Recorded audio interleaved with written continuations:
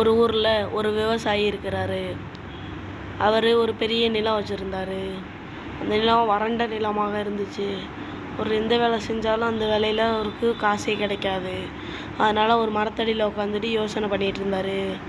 அப்போ ஒரு ஓரமாக இருந்த புத்தை கவனிக்கிறாரு.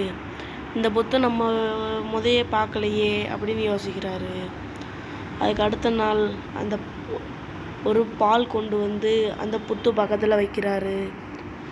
அதுவும் அந்த நாகராஜன் எடுத்து அந்த பாலை குடிங்க அப்படின்னு சொல்லிட்டு வேண்டிட்டு கிளம்புறாரு. அடுத்த நாள் வந்து பார்க்குறப்ப அதில் ஒரு காயின் இருந்திருக்கு. அந்த தங்க காயின் நாகராஜன் கொடுத்ததுன்ட்டு கிளம்புறாரு. அடுத்த நாள் பால் கொண்டு வந்து வைக்கிறாரு, வச்சுட்டு போகிறாரு. இதே ரெகுலராக இருந்துச்சு. அப்போ காசு கிடச்சிச்சு. அவர்கிட்டையும் பணம் நிறையாக இருந்துச்சு. அப்போ ஒரு நாள் வீட்டில் இருக்கப்ப அவங்க சொல்கிறாரு, அப்பா ஐயா இறந்துட்டாரு அப்படின்னு. அவர் நல்லவர், நான் அவரை போய் பார்த்துட்டு வரேன், ஆனால் நீ நாகராஜனை பார்த்துக்க. அவர் டெய்லியும் நாகராஜனுக்கு நீ பால் வைக்கணும், அவருக்கு பால் வைத்து அதில் கிடைக்கிறத நீ பத்திரமாக வைக்கணும் அப்படின்றாரு. சரி அப்படின்ட்டு போய் பால் வைக்கிறாரு. அடுத்து வந்து பார்க்குறப்ப அதில் காயினை பார்த்து அதிர்ச்சி ஆகி அந்த காயினை எடுத்து பார்க்குறாரு. பார்த்துட்டு அதை எடுத்து பத்திரமா வச்சுக்கிறாரு. அடுத்த நாள் வந்து பால் வைக்கிறாரு. திரும்ப அதில் ஒரு காயின் இருக்குது.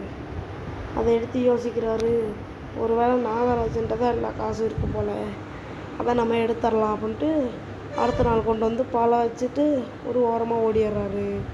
ஓடி போய் ஒளிஞ்சுக்கிறாரு மரத்து கீழே. அப்போ நாகராஜன் வெளியே வர்றாரு.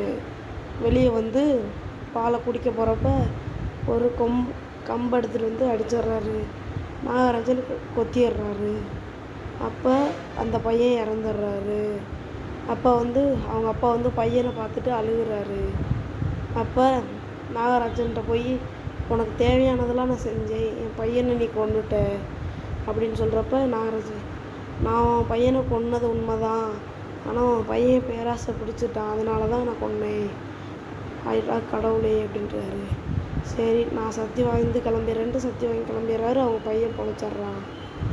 இதனால் நமக்கு என்ன தெரியுதுன்னா, நல்லது செஞ்சால் நல்லதே நடக்கும், கெட்டது செஞ்சால் கெட்டது தான் நடக்கும். நன்றி. இந்த வீடியோ பிடிச்சிருந்தா லைக் பண்ணுங்கள், சப்ஸ்கிரைப் பண்ணுங்கள், பெல் பட்டனை தட்டி விடுங்க.